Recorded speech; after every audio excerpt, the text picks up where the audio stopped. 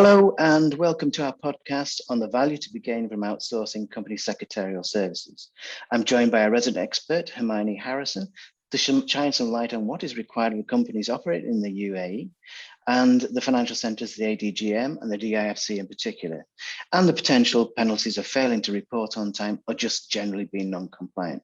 So tell me, Hermione, what has changed in recent times from a legislative and compliance point of view?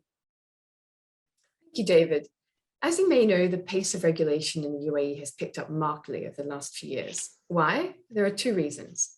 Commitments made as a member of the OECD Inclusive Framework, and secondly, and more pressingly, in response to an assessment made by the EU Code of Conduct Group concerning the UAE's tax framework. The economic substance regulations, FATCA and CRS, are aimed primarily at ensuring that taxes are paid fairly in the countries where revenue is generated. Compliance with local regulatory obligations in the UAE, supported by good corporate governance and record keeping, helps to reduce risk of penalties and ensures the health status of a company to allow the business to focus on growth and development. Okay, and companies that fail to follow these, what can they expect? There's usually a sliding scale of penalties where continued non-compliance can lead to some very large fines. In extreme circumstances, a failure to comply with data protection, for example, can lead to fines as high as $28 million US, but even smaller fines are painful to bear, particularly if you are an SME with thin margins. We have discussed in earlier publications and podcasts, David, that to maintain value within an organization, being compliant with local and international obligations is a sure way of preserving profits. Okay, so what can clients outsource to MHQ? Well, taking the angle of the ADGM from where I am based, to be present within the ADGM, several obligations need to be periodically complied with. With the expert help of MHQ, not only will these periodic obligations be complied with on time and accurately, but our clients will also have peace of mind that all current and pending registrations and regulations will be assessed for applicability and complied with if necessary at the proper juncture. So looking more closely at what these obligations are, let's start with the economic substance regulations, which require all companies to perform an annual assessment to determine their filing obligations. Now, this is not a simple assessment, and for full compliance, we recommend that this be left to the experts. MHQ, thankfully, have a specialist team available to assist clients with this, and we've been providing support since the introduction of the regulations. The other compliance obligation to note are the more recently updated data protection regulations in the ADGM.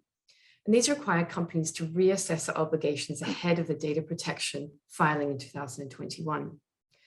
Outsourcing data protection assessment and compliance function to MHQ can help clients put in place appropriate documents and procedures for the holding and processing of personal information, and again, to avoid falling foul of the regulations. Maintaining accurate records and up-to-date minutes of meeting, for example, documenting key decision-making in relation to relevant activities under the ESR, and approving actions generally of the company are all essential parts of good governance. And they're encouraged practices within the ADGM and the DIFC and onshore that companies are expected as a basic minimum to comply with and follow. Ensuring licenses are renewed on time is an essential part of maintaining the existence of the company, and it needs to be supported by the necessary confirmation statements submitted to the ADGM in particular. Arranging for filing of annual accounts is a linked obligation. Now, these can either be financial statements or audit accounts, depending on the nature of the company, and are carried out 9 months after the end of the financial year. This obligation also, and importantly, extends to SPVs and foundations in the ADGM.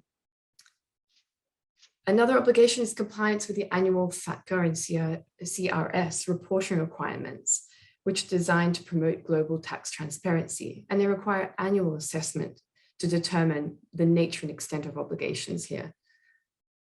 One of the most notable things I should mention, David, is the recent requirement to appoint a registered company service provider in the ADGM for SPVs and foundations. And this is to provide a registered office and to liaise with the registrar in the ADGM on behalf of these entities. Okay.